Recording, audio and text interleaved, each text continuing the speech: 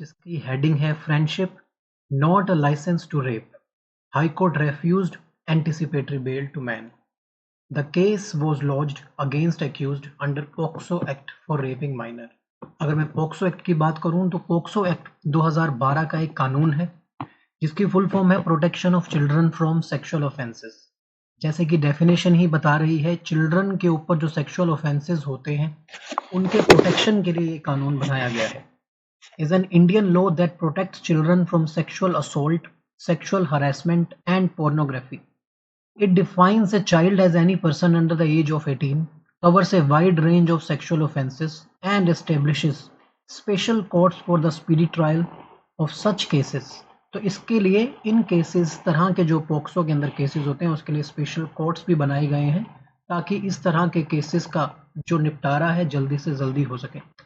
Act is gender neutral, that it applies to male or female victims and perpetrators। तो ये एक gender neutral act है, चाहे वो मेल हो या फीमेल हो, ये दोनों पर ही लॉ अप्लाई होता है। अब इस आर्टिकल के अंदर हम देखते हैं refusing to grant anticipatory bell.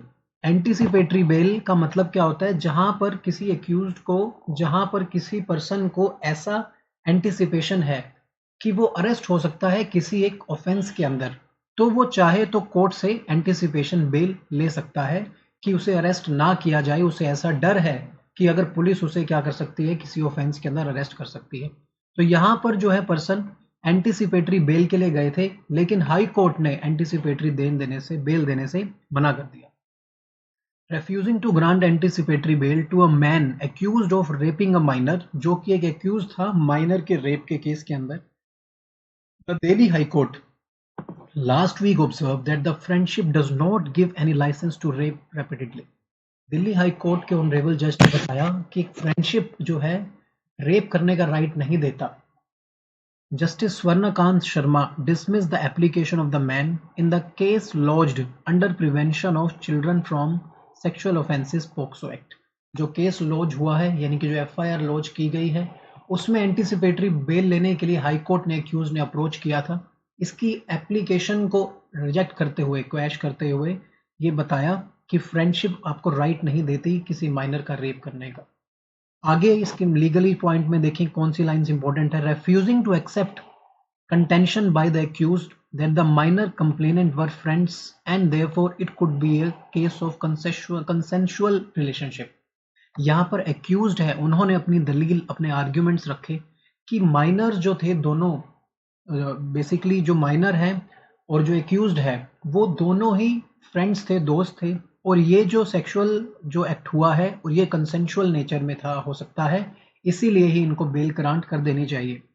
Justice Swarnakanta Sharma जो जज थे उन्होंने बताया, even if the parties concern were friends, the friendship does not give any license to the applicant to rape the victim. Next, the victim, however, had not initially disclosed about the sexual assault out of fear, as recorded by the court, and the FIR was lodged 11 days later। तो यहाँ पर एक ये भी allegations लग रहा था कि जो FIR लॉन्च की गई थी बाय द कंप्लेनेंट वो काफ़ी देरी से की गई थी लॉन्च। तो वहाँ पर भी उन्होंने बताया कि ये यूजुअल है। क्यों की गई थी? Rejecting the accused argument that there was a delay in registering the offence, the court further recorded quite natural it was owing to the fear and trauma of the said incident the complainant had initially resisted from disclosing about the incident to her parents। क्योंकि जो trauma था complainant को, इसीलिए वो जो अपने trauma से बाहर नहीं आ पा रही थी, इसीलिए उन्होंने कंप्लेनेंट ने जो है लेट से कंप्लेंट अपनी रजिस्टर करवाई थी। इसके लिए मैंने registration of complaint, delay in registration of complaint के लिए अलग से एक वीडियो बनाई हुई है।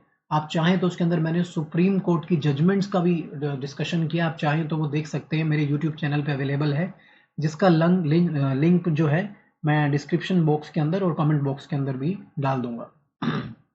फर्दर इंपॉर्टेंट आर्टिकल के अंदर जिसमें जज ने बताया, द जज also said, in view of the foregoing circumstances coupled with the serious nature of allegations levelled in the present case, prima facie corroborated by the material on record, this court finds no case for grant of anticipatory bail is made out। Accordingly, the present application stands dismissed। तो stands dismissed, उस application को dismiss कर दिया गया क्योंकि honourable court को लगता था कि कोई भी ग्राउंड्स ऐसे नहीं है जिसके बेसिस के ऊपर एंटीसिपेटरी बेल ग्रांट करनी चाहिए। तो thank you so much for watching this video. This is advocate Anshul Bajaj. अगर आपको ये वीडियोस अच्छी लग रही हैं तो आप प्लीज़ इस वीडियो को लाइक करें, शेयर करें। कोई आपकी क्वेरीज हैं तो कमेंट करें, मैं कोशिश करूंगा अपनी नॉलेज के हिसाब से उसको डिस्क्राइब कर सकूं। Thank you so much.